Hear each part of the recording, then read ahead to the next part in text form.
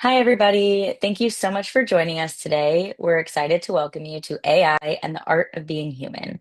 Today, we're joined by Dr. Andrew Maynard, professor at Arizona State University and author of AI and the Art of Being Human, for a conversation on how AI is reshaping how we think, work, create, and connect. The discussion will be moderated by Dr. Mark Esposito, Chief Economist at Micro One. We're so glad to have you here and are excited to get started. So please feel free to use the QA on the bottom navigation bar, and Mark will do his best to answer those and ask them throughout the session. I'll pass it off to Mark. Right. Thanks so much, Cindy, and welcome to everyone who's watching us right in live. And your particularly pleasure to see you again, this Sure. time on Zoom. As a contest, Andrew and I were colleagues when I was at Arizona State University, and I always been fascinated with the work you do, Andrew. I think you've been pioneering conversations that now are becoming they surging way before anybody could even talk about this. So really happy that we could finish our series with you. So Andrew, I love for you to share a little bit about your exposure to the technology that these days are so I would say vocally transforming our life to the point that everybody talks about it. Yep. I think when we were meeting already before, a lot of your work was already deep into the intersectionality of technology, but Hmm. you've never forgotten, I think, a human dimension around that. So Yep. just share with people who don't know your work, well, how you got to where you are in terms of your thinking. And I know it's difficult because you've It, done it's so it's many a different long, things, right? convoluted story, but the short version is I'm a physicist. I trained as a physicist because that was the only thing I could do. I was really, really bad at everything else, and spent many years studying airborne particles, including nanometer-sized particles. But that was my entry point into nanotechnology. And so, goodness me, 25 years ago now, I found a flip in my career where I moved from the lab to starting to work with many different stakeholders through the US government on thinking about how you develop nanotechnology at the time for social good while working out where the downsides are and navigating them. And that got me really interested in this intersection between cutting edge technologies and society, and the question of how do you actually steer these technologies to a point where they truly do help us flourish as a species and create better futures while avoiding some Mhm. really big pitfalls. And then so nanotech was the gateway drug, if you like. But over the last 20 plus years, I've expanded that out to look at the intersection between many different technology trends. So I work really at the intersection of technologies that don't even have a name necessarily and yet are poised to transform society. And of course, over the last 5 to 10 years, artificial intelligence has been front and center of that, however Mhm. you define AI and whatever type of AI platform you're looking at. So, Andrew, if kind of if I understand correctly, one of the purposes you had is really to advance this coexistence where technology Yeah. and human development they can flourish together. Maybe it's a big question to start early in our webinar. Do you find that we're getting closer to a better configuration of that, or do you find that we probably have more fragmentation in this very same ambition It, than when maybe you were prior to yeah. this current Um, wave? it is complicated. So I will tell you my professional intuition response, which is we're getting further away.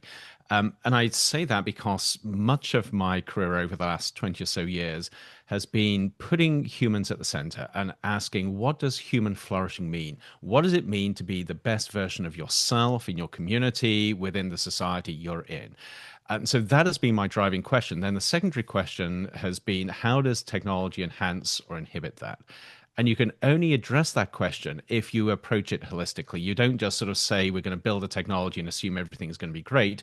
You've got to look at that social connection, because at the end of the day, how humans behave and think and believe and react changes our technological future. And there, I think we've actually taken a step back. We now see a global society that is so fixated on going as fast as possible with technologies, we tend not to even engage with the question around, is this a good idea or is it a bad idea or can we do it better? So, from that perspective, I actually think that we're in a worse place. But there is a caveat. If I step outside my sort of own head and look at the world, it is undeniable that we are developing technologies that improve people's lives. So now you have a paradox. We are doing things that can massively improve the world we live in. At the same time, we're ignoring the things that we shouldn't be ignoring in order to make sure that that actually works truly to human benefit. That's I think the fact that you mentioned this, Andrew, as a paradox. I think we kind of feel like we can sense it in maybe some of the tensions that we're trying to navigate these days. Hmm. Um, there's also been, I think, with the rise of more dependency on technologies, I think there has been more conversation about AI for goods. I think several tech labs, the session I facilitated last week was with two fellows, which were two professors at the University of Washington. They're both fellows at the Microsoft AI Economy Institute. So Hmm. there's been a lot, I think, of spaces where the interlinkages between research, industry, and AI as a force for good has institutionalized somehow. Yep. Do you see this to be on the surface of what we really need, or do you think they are simply kind of pioneering triggers that might scale a much wider distribution of this Yeah. level of narrative? It's hard for me sometimes to assess them, whether they are virtuous, Yeah. or Yeah. whether they're just compliant. And I think it's complex. So one of the places that I start from is the understanding that there are very few people out there who actively want to make the world a worse place. So I work with entrepreneurs and founders and others, and almost to a person, they're motivated to do what they want to do because they want to improve people's lives. Occasionally, I come across somebody who is honest and say, "I just want to make a bucket load of money," but most people Mhm, genuinely want to make the world a better place. So you've got that intrinsic motivation. People are not mhm, motivated to make dangerous technologies. They're motivated to make technologies that improve lives. But here's the challenge. It is great if you want to do that, but if you do not understand how to do it, if your view is so narrow that the toolkit that you have is not the toolkit you need, that's when mistakes happen. And I think we're at a point now with very, very fast moving technologies where there's a disconnect between that desire to build technologies for good and that understanding of how you need to do that, who you need to talk to, the toolkit you need to build, the things you need to be aware of. And I think part of mhm, that comes down to a certain degree of technological hubris. I mean, and I know this, I'm a physicist because this is how we're trained. We're trained to believe that mhm, we have all the answers, so we don't even need to talk to anybody else. And as a mhm, technologist or an engineer, you tend to believe that you know how to fix the world. You don't necessarily need to have that humility to ask somebody else how to do it. And so I think this is mhm. part of the challenge we face. Do you find that the fact that this technology is coming from the AI labs at, allow me the term exponential rate, right? Yep. Although I think is borrowed sometimes incorrectly. Yep. And what organization can do at best is some form of incremental adoption. Do you find that the spread of technology development is what is causing this divide, or do you find that no matter how much we're going to engage, we're looking at really Yep. a structural disparity that is difficult to reconcile. I think partially it's a structural disparity, but the speed of things at the moment is just exacerbating that. So artificial intelligence is such an interesting example because the speed of development and implementation is just phenomenal. It Mm, is the fastest and most transformative technology transition I've seen in my professional lifetime. So that is really revealing the cracks. But the cracks have been there for a long time. And it's very interesting to see if you go back 25 years, 30 years, when people were really focused on nanotechnology as being the technology that was going to transform the world. There was mm, a really deep focus on looking beyond the technology to understanding those social interactions, the philosophy of what we're doing, the ethics of what we're doing. And that was very much driven by an understanding on the back of genetically modified foods and other gene technologies that if we get it wrong, society is going to reject this technology, so we'll never see its benefits. So with mhm, nanotechnology, there was this very deep concern about getting it right by talking to different stakeholder groups. We seem to have lost that now. AI is going so fast that the mantra here is if we stop to talk to people, it'll slow us down too much and we'll lose the race, we'll lose the imperative, we'll lose the ability. So Mhm. that is, I think, where these cracks are appearing. And the incentive structure is such that there are more incentives to go fast and possibly break things than there are to go slow and get things right. Mm. Andrew, if you remember when we started the adoption of the web was equally transforming in the sense that it was not just a technology that was enhancing, but it was an infrastructure. Yes. And it took time before I think it became part of our sense of normal. Eventually, it worked by distributing the access. And I think today, we can generally ask the question, who owns the internet? And I think one part of the answer will be, well, it's a distributed technology in many Right. ways. It's Yes. Yep. decentralized, right? Yep. Now, some argue that, especially with the advent of the more service-based AI with generative AI and agentic AI, we are in a phase of infrastructural Hmm. penetration again. So Yep. our concerns of now might be perceived with the zeitgeist of now, not necessarily with the fact that this is just a transition. I can see why people will bring the parallelism there. I do sometimes wonder whether we can even contextually compare it. What's your take? Are we in the Yep. midst of a transformation that is structural, but we could expect eventually that we'll reach some form of consolidation? Yeah. Or do you find that the premise from the web is very different? I think there are some similarities and some differences. So I think this idea of a move towards distributed technology and that leading to infrastructure which is net positive is a really important one. We definitely saw that with the web, the internet. We've seen it with other technologies, and I think we're beginning to see it with AI. So there, I Mhm. think there are very, very clear parallels. And sort of one of the parallels is if you go back to sort of the dot-com boom, for instance, we saw this sort of roughness of the transition. It sort of went up and down. There were crashes, there were benefits, but things began to even out. And I think that we're on a track to see that with artificial intelligence as well. But Mhm. here are the differences. One of the differences is you can't always go fast and reach equilibrium in a closed system. And society on this earth is a closed system. And anybody that Mhm. studies systems engineering and complex systems knows that at some point there's a transition between a predictable linear phase and a highly unpredictable chaotic phase. So the question Mhm. is, even if this worked with the web, will it still work with a technology as transformative as AI, even if it follows a similar trajectory? And I think that Mhm. the answer there is we simply do not know, but this deeply worries me. The second thing which is different is that this AI isn't just infrastructure.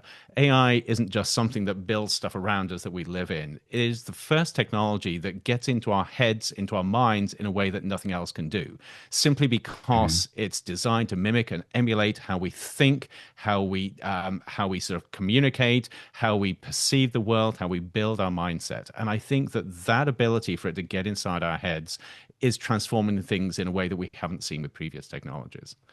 Interesting. So it's almost like the promiscuity, right? That will be difficult for us to eventually Right, discern, right, right? To yeah, some degree. yeah, and Is yeah, please, no, please. no, no, no. I think you're right. And what intrigues me, and this is me putting my academics hat on, you can see how this could be disastrous or it could be transformative and just lead to a completely changed and wonderful society. And I'm absolutely fascinated to see where it'll go. The one thing I think Yeah. that is clear to me is that this is a transition that won't be like previous transitions simply because of that human interaction.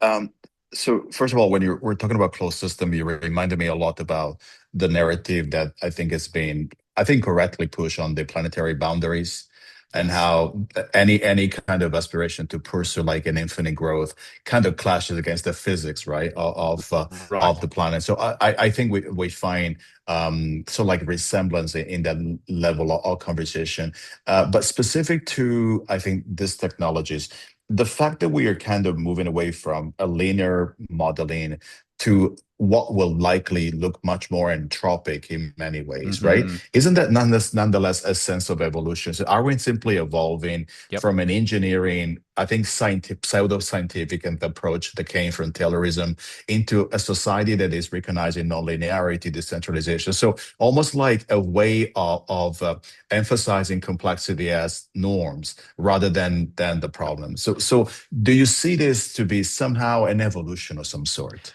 I do actually. I think that's a very good way of putting it. And I would, in my work, I articulate that as saying this is a transition that we simply can't stop. We're absolutely in a Hmm. transition phase.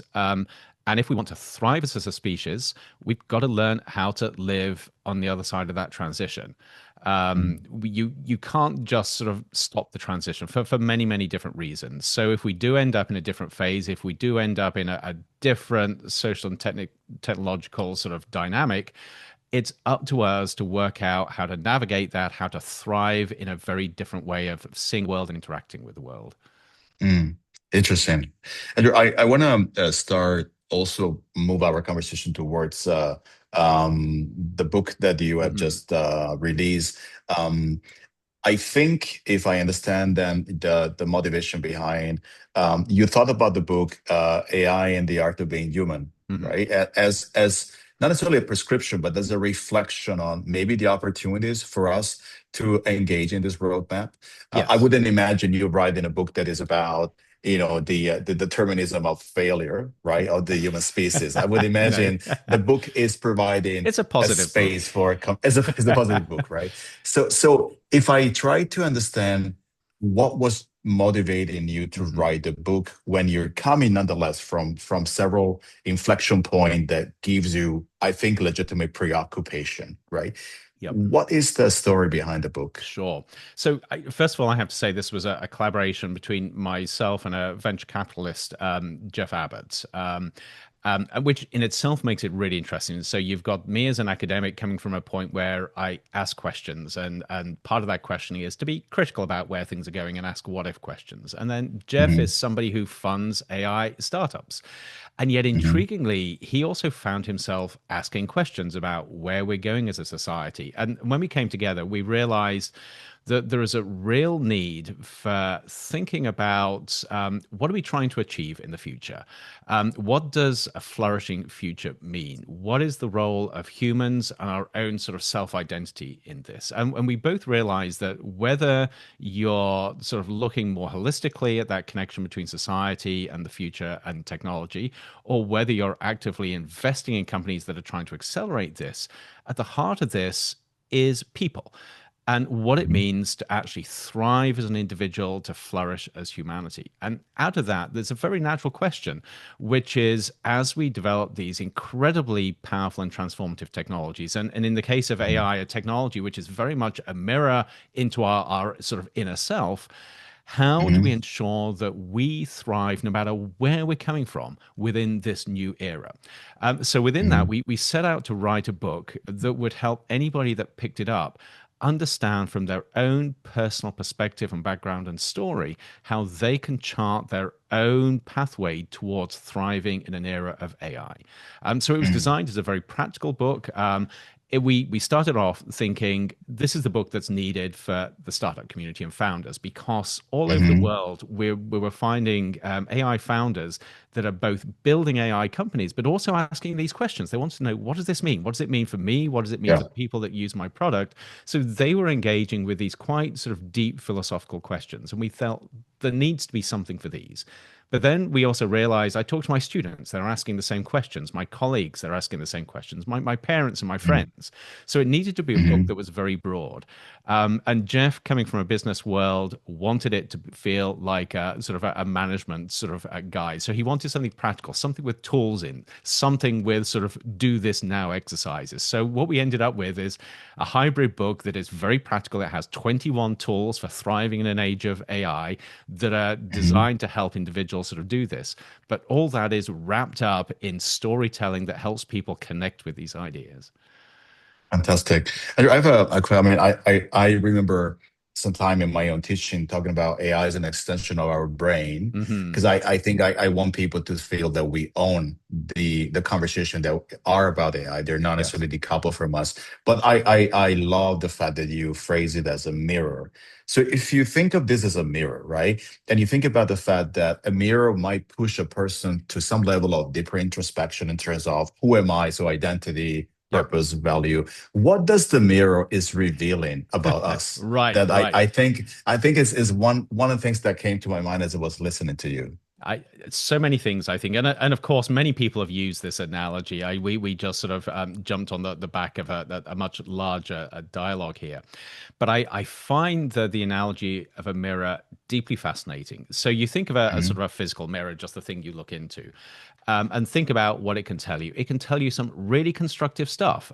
You can actually sort of understand sort of what is working for you and what is not working just physically, and how to adapt that. Even if it's sort of what clothes you're putting on or how you're sort of straightening your tie, it gives you very, very practical information, which can both Hmm. reveal flaws and open up possibilities. So a mirror is very Hmm. much a two-way thing. It can tell you things you don't want to know, but tell you things that are really, Hmm. really helpful. Now you take that analogy and look inside your head. Now, if you think of AI, first of all, and we're talking about generative AI here, large language models, they've been Hmm. trained on a vast corpus of human experience as sort of Hmm. expressed in writing. So, this is a corpus that reflects us intimately as society and as humans. It gets deep into our psyche. It's not just on the surface, Hmm. it gets into our Hmm. psychology, how we think, how we behave, how we believe, what we think of Hmm. ourselves. So, this is a mirror that is able to reflect all of those back to us. So, when we look into it, it reflects something which is deeply personal to us. It actually gets to the essence of our self identity. In Hmm. just the same way as a physical mirror tells us sometimes things that we want to see and things that we don't want to see, AI can Hmm. do the same, but it can also begin to lead us in different directions.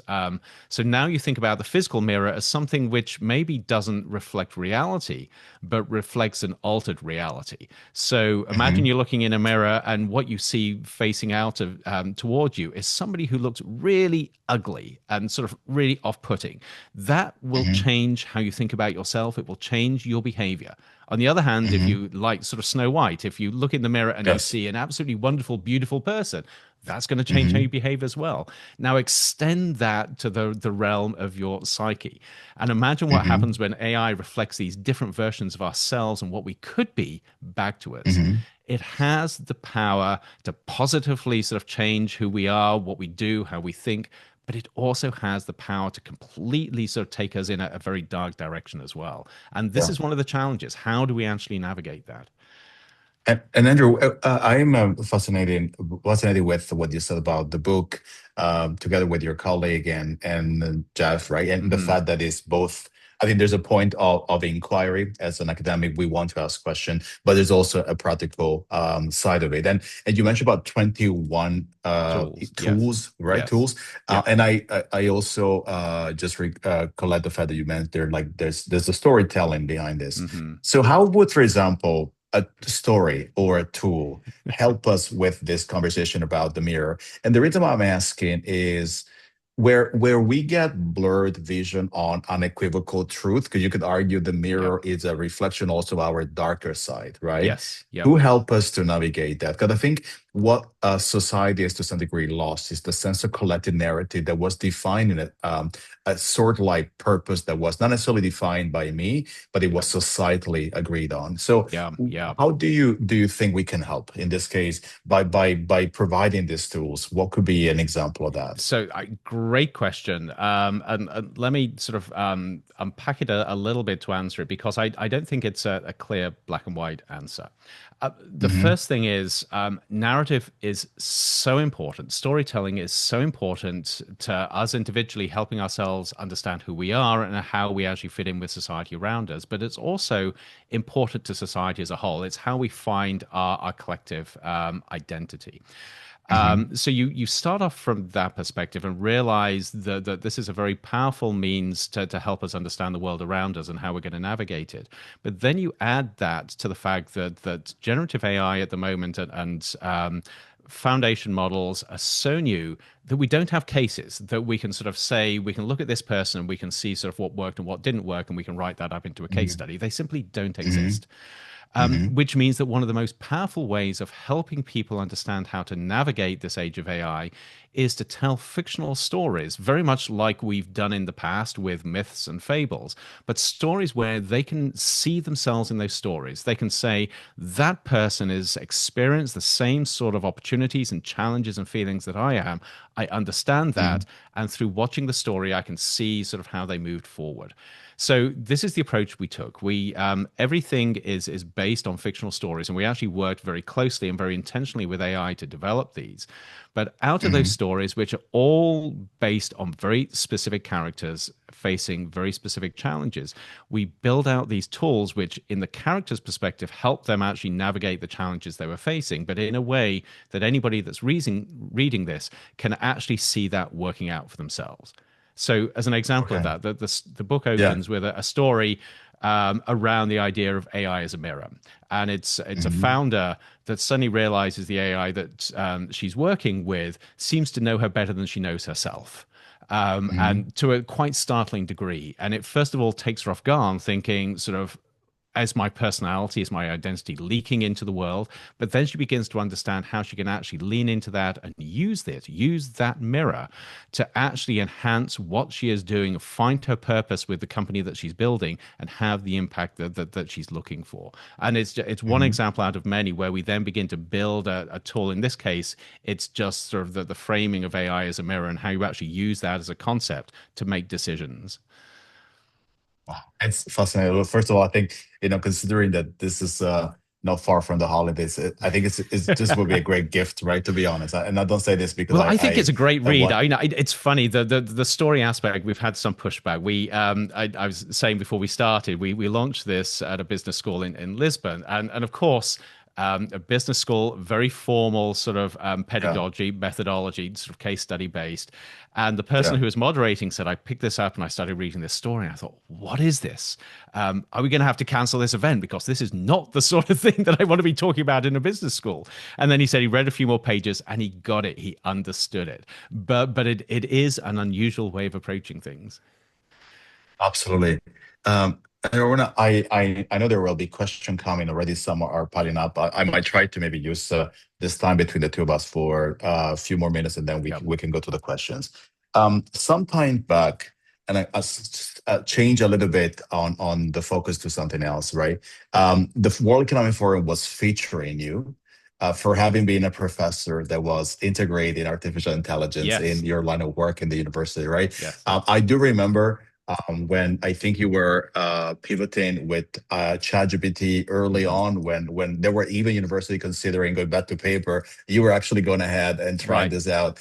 So tell us why the forum kind of show light your work. What they're trying to represent with your specific work that you have been doing around this, and the reason why I'm asking is maybe to get to a more personal level on how you've been using this technology yourself as Yeah. an educator, Yeah. just for people to also learn that there is a space that we can carve for ourselves, where this Yeah. doesn't have to become an antagonizing technology, but the technology of some form of expansion or elevation, right? Yeah, and which is really important. And I'll say up front that I'm conflicted here. I use artificial intelligence a lot. At the Hmm. same time, I'm increasingly aware of sort of where the limitations and the dangers are. But with teaching, this actually goes back a couple of years now, leading up to when we created this video with the World Economic Forum. And I've worked with WEF for many years. So that's Hmm. partially the segue into this. But as ChatGPT was released back in 2022, I Hmm. realized very, very quickly that our students needed to be comfortable with this new emerging technology. It was very clear from the get go that this was going to be a game changer, that whether Hmm. you decided to use it or not use it professionally, you had to be aware of how to use it and how to extract value from it.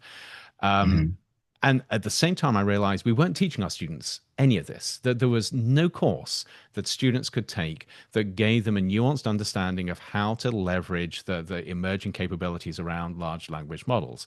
So I set out to create a very, very simple course on prompt engineering. It was a one credit Hmm. course, an online course, Hmm. and it was designed over 6 modules to take students who knew nothing about this technology to the point where they could make smart decisions on how they used it.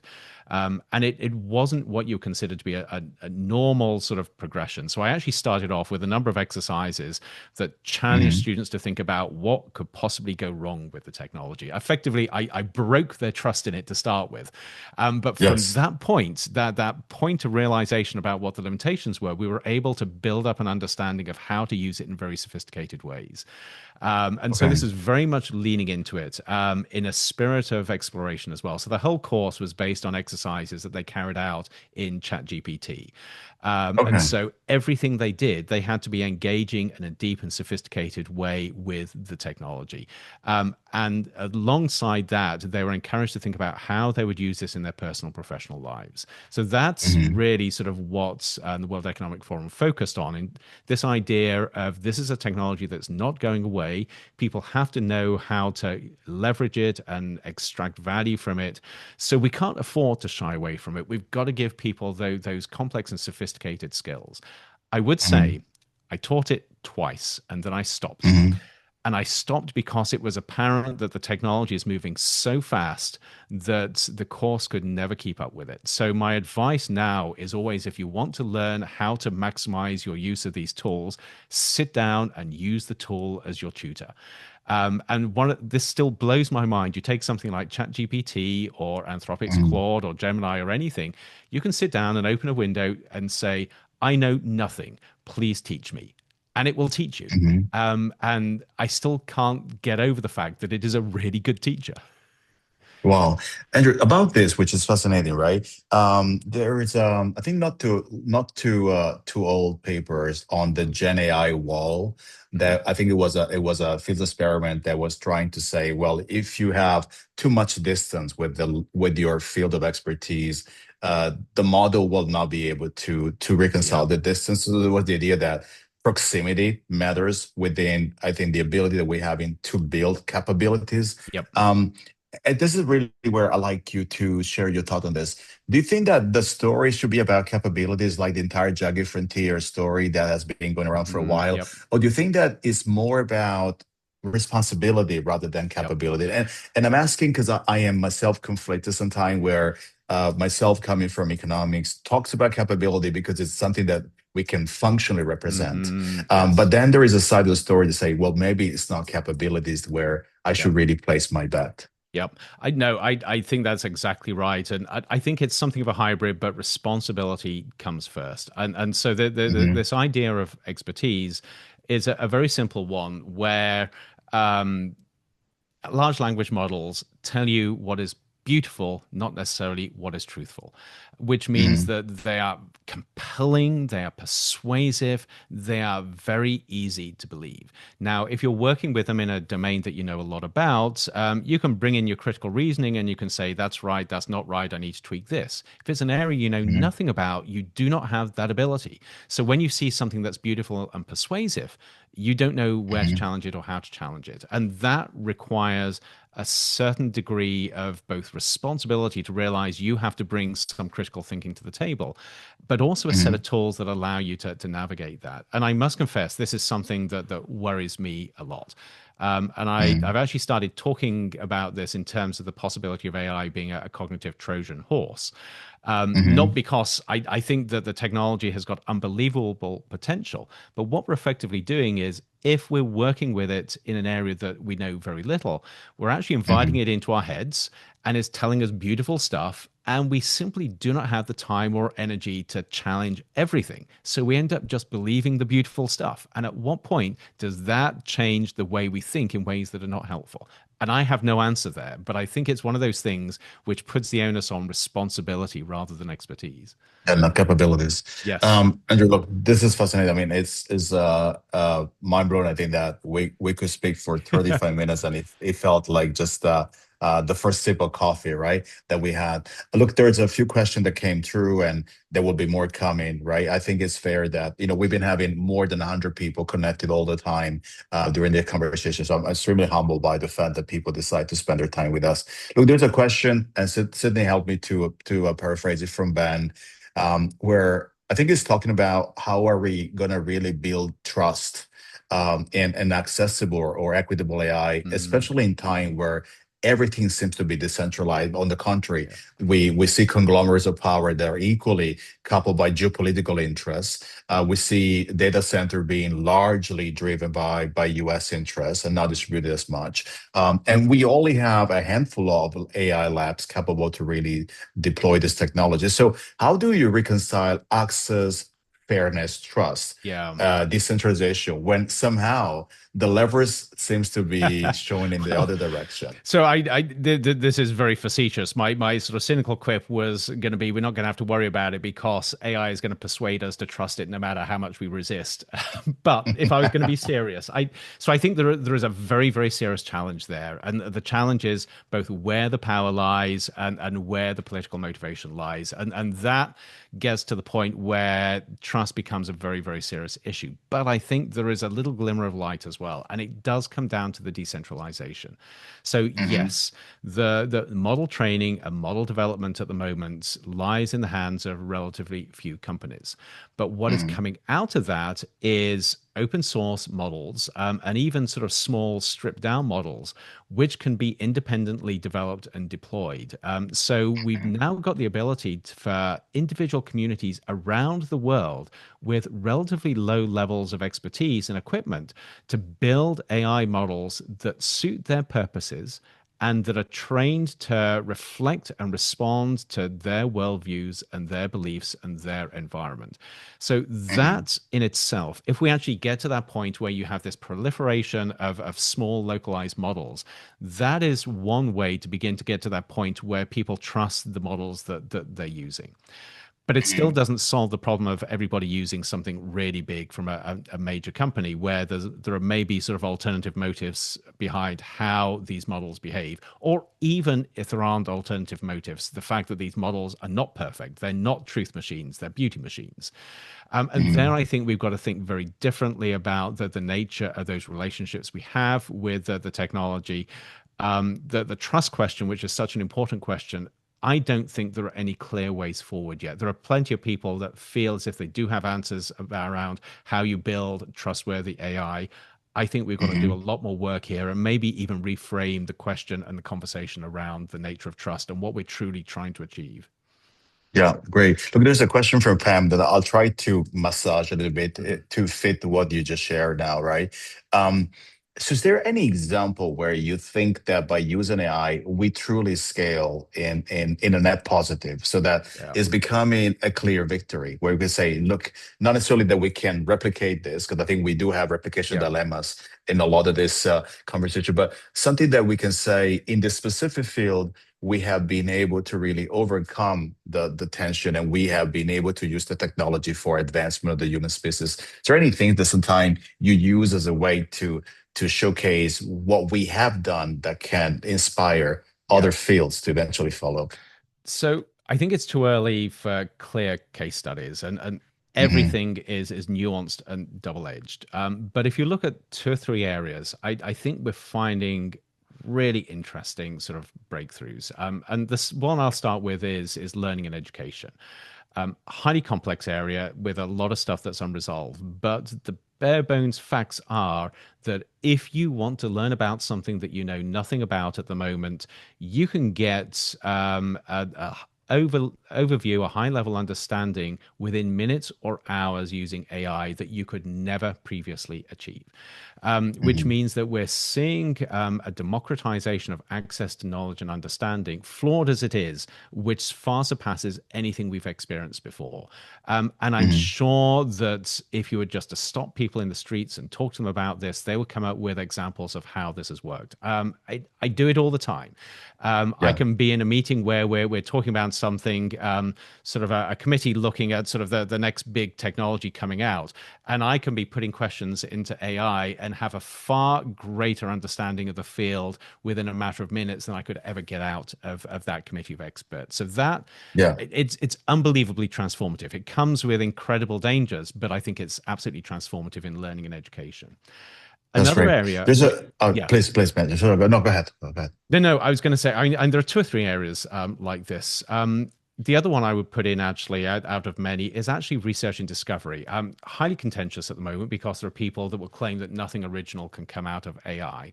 But what we're Hmm. discovering is the combination of artificial intelligence and human ingenuity is a match made in heaven because the Hmm. AI can create connections, serendipitous connections between bodies of knowledge and understanding that a human never could because we just can't hold Hmm. all that in our head. So it can Yes, throw that's out right. possibilities. And then if a human can weed through those and pick out the possibilities that are truly transformative, that then accelerates research and discovery. We're already seeing this. So that I Yeah. think is an absolute game changer.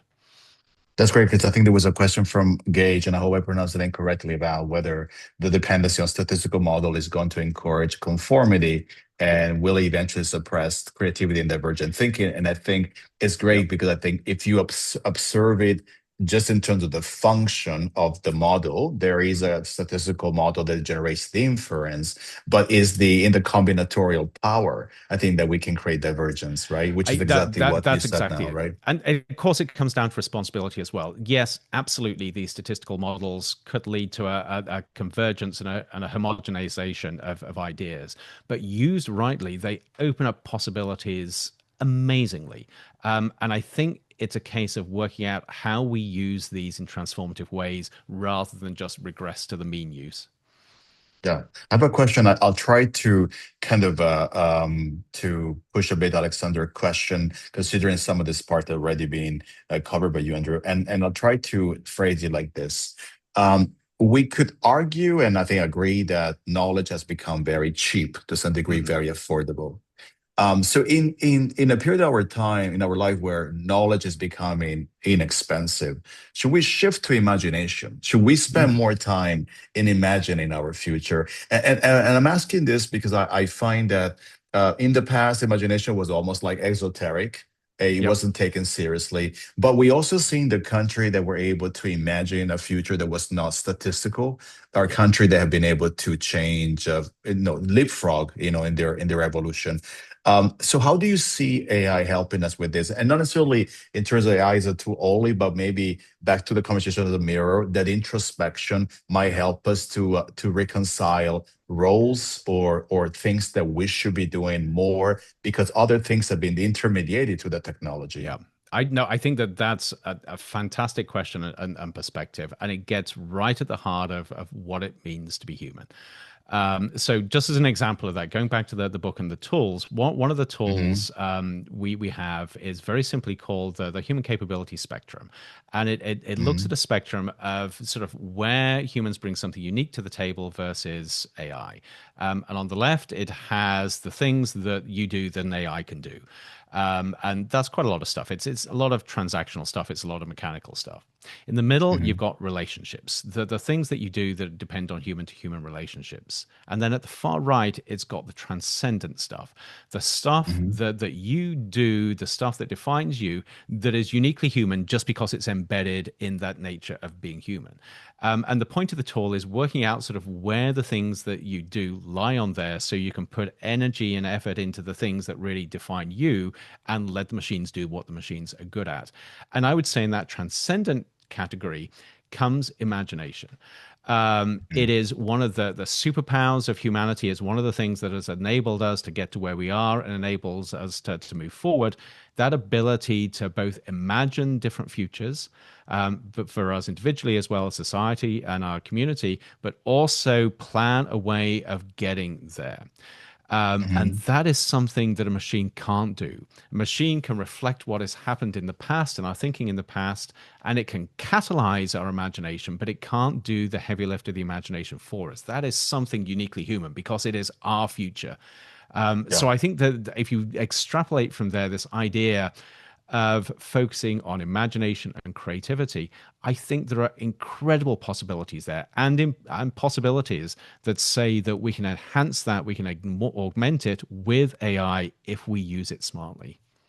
Yeah, Andrew, I was watching a series produced by BBC called Humans, Hmm. and at one point in time, as they were looking at humans' remainings and understanding how some fossil were designed to be stone that were basically crushed on purpose because of rituals, is the fact that humans could imagine something that they can't see. Right. Yes. Yep. This abstraction that we have. And I think it's interesting that after, I think, decades and hundreds of years of industrialization, where we were becoming the intermediaries of the functions, we can now intermediate this to the technology where we can go back to basically the abstraction of I ideas. know. Yes. If I Yep. understand your spirit, right, as well, correctly. Yep, and it's absolutely a yes and. So I'll just this will be very brief. I'll tell you one of the stories that came out of the book, and this is an interesting Mhm, story because this story was actually created via Anthropic's Claude. So the story was AI mhm, generated, but I think it was mhm, profound, and it's a story about totally made up an Amsterdam painter who puts a series of paintings into an exhibition, and it doesn't win a prize. The thing that wins a prize is a piece that was generated by artificial intelligence, technically beautiful. And the mhm. whole story is about this person sort of introspectively examining what this means to them. And he has an old tutor come along and says, pretty much, you must be bummed because an AI beat you. And he said, no, I'm not. He said, I look at that and it's technically better than anything I could make. And he goes back and looks at his paintings and realizes that they're technically competent, but they've got no soul. And so he decides there and then he needs to go back to the drawing board and work out what he's trying to do. And the next day he clears his schedule, goes into his studio, gets his easel out and his paints out, puts a silk blindfold on, and starts painting blindfolded, and takes the blindfold off. And what he has in front of him is a mess, total mess. But he Mhm. realizes it's a human mess. And it's something that a machine would never do, not because it can't, because it wouldn't see the point in it. And from there, he begins this whole practice of painting blindfolded because it allows him to express something that is innately human inside of him, which a machine wouldn't do because it wouldn't see the point in doing that. And it gets to this idea of the machine stimulating a new way of seeing the world and imagining the world and being creative, not to replace the machine, but stimulated by the machine. Wow. And Well, the you're fact that this was actually fascinating. written by an AI, I still can't Yeah, believe this. that's exactly that's I think the part that is by itself, right, worth the mention. Yeah. Look, and I'm aware of time. I'm going to try to wrap it up. There's a two question I'll try to merge together. One from somebody that is anonymous, another one from Sanjay, I'll phrase it like this. A lot of, I think, the preoccupation with people are working, like in your case in the US, like in my case in the US now in the UAE, it's like we're exposed to the access to the technology, and therefore the follow up to that is how do I use it in the right way, and Yep. therefore a lot of this conversation are coming from a point of permissibility of the access that we have. Yep. But there is a data equity problem in the global south. There Yes. is an increasing cost of energy, and there are many places where AI is not perceived to be a reconciliatory technology, and the country is exacerbating more. Yep. Do you see this to be just a matter of time before we can see this eventually more evenly distributed? Or do you find that we're really in the presence of almost like a chronic disparity that cannot easily be Yep. addressed because of the concentration of capital that are not easy to replicate in the global south? I think there are huge challenges here. And I think there are questions where there are easy answers, but I don't think they're the right answers. So, for instance, take the question of equity. Absolutely right Mhm, that there is a concentration of power and ability in the global north. The critical question is, why does that matter? How does it affect things? Because it isn't simply a case that if somebody doesn't have it, they are disadvantaged, and if they do have it, they're advantaged. It's more nuanced mhm, and complex than that. And I mhm, think we have to engage with that, and we have to work out sort of where the true challenges are and how you actually even them out. But more than anything, I think that the complexity and the nuance of the environment at the moment is we need open conversations. People need to Hmm. be free to have these conversations that are focused on finding pathways forward where they are given permission to ask the difficult questions. The people that Hmm. think that we should be rejecting AI, they should be as much as a part of the conversation as the people that say we should be going as fast as possible. The Yeah. people that say they are deeply worried about the energy and the environmental impacts of this technology need to be as much of the conversation as those people that say AI is going to solve that in the future, so we've got to go fast, and so Yeah. on and so forth. The pathways forward are so complex and convoluted that we have to open up the ability for everybody with a stake in the game to be at the table. And that includes everybody from sort of people in the global south to the global north to even within somewhere like the States, communities that Yeah. really don't have access and That's understanding right. to those that have access. Um, and this is a huge challenge because this is not what's happening. And one of the things I would say here, and this is a little personal from my perspective, one of the few places that this sort of dialogue can be stimulated and happen is at a Hmm. university where we do bring together different disciplines, different stakeholders, different missions, and we can create those safe environments. Now, whether that is Yeah. happening or not is a different question. I don't think it's happening anywhere near the scale that it needs to happen. But this is one Yeah. of the things that I think is essential for us to be able to move through this. I don't think we'll get to a better future just by accident here. Absolutely, Andrew. Look, I think while you were talking, Imanshu asked a question, but I think Imanshu, Professor Andrew has kind of covered that in the participation required, where it's also about defining that engagement in a way that is creating equity by the opportunity for specific voices to be heard across the spectrum. And I appreciate that. Look, we started, Andrew, with Ben, who asked our first question, and he kind of asked a question that is perfect for me to close. And he basically said, Professor Andrew, did you use AI to write the book? If so, how and where? And in the ideation of the book, proofreading, structuring, finding evidence, I Yep. think it's a fascinating question because we would never be asked this question, Andrew, 5 years ago, I right? know, I know. But so, And so the answer is a little embarrassing, and it's a little embarrassing because part of my craft as an academic is a writer. I consider my skill as a writer very, very precious, and I'm writing mhm, increasingly these days about how I don't use artificial intelligence in that. But this book was written very, very heavily with AI. So I can tell you very briefly the process, and it was a very detailed process. So we started off with Jeff, my co-author, and I spending a lot of time with OpenAI's ChatGPT, having conversations about what we believed, what we felt, what we wanted to achieve. That led to hundreds of pages of conversations. We mhm, used those again, working with AI to come up with a plan for the book and a structure for the book. We then switched over to Anthropic's Claude and came up with a very, very detailed workflow for how we would actually work with AI. This took a couple of months to sort of come up with this workflow. Then once we'd mhm, got it, every single chapter, the first draft of it was generated by Claude. And we chose Claude very, very specifically because it had a writing style and a cadence and a nuance. And we actually trained it on our own voices, but it had mhm, that sort of style that deeply resonated with us. So, yes, every single aspect of the book was AI generated, apart from two things. And the two things that were not AI generated were the cover of the book. I was very adamant about this. I needed a cover illustration that had nothing to do with artificial intelligence, that reflected the mhm. humanity of what we did. And then we have the final bit of the book, the afterword, the personal bit where we talk about why we did it and the process. I was insistent that we wrote that as well without the aid of AI. Wow, fantastic. Andrew, look, I'll bring it to a close. Your question keeps on coming, but I think is we have achieved a lot in the time that we had. I guess more people, and I saw the message from Sylvie, was a friend that felt passionate about your work, and she's adding your book to her list of the holidays readings. Oh, great. So first of all, Andrew, thanks you so much for having spent time with me.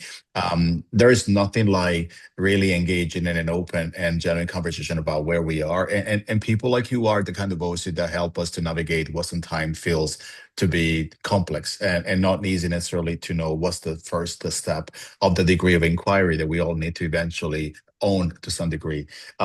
Second, look, I think AI and the art of being human is at the center of what we should be definitely engaging more at university, in communities, in organizations. So I invite all of you to really read Andrew's work. And on finally, I appreciate the friendship with you, Andrew. I'm happy that when we met at ASU, it was the beginning of an opportunity Yes. to keep on following each other work, and extremely proud that we could do this together as our final series prior to the holidays. I wish you great time as we're trying to decompress a little bit more towards the end of the year. And I know January the madness starts again. It does. But thank you again for being here with us. This has been an absolute pleasure. Thank you, Mark. All the best. Bye, Andrew. Bye-bye. Bye. Bye. Bye.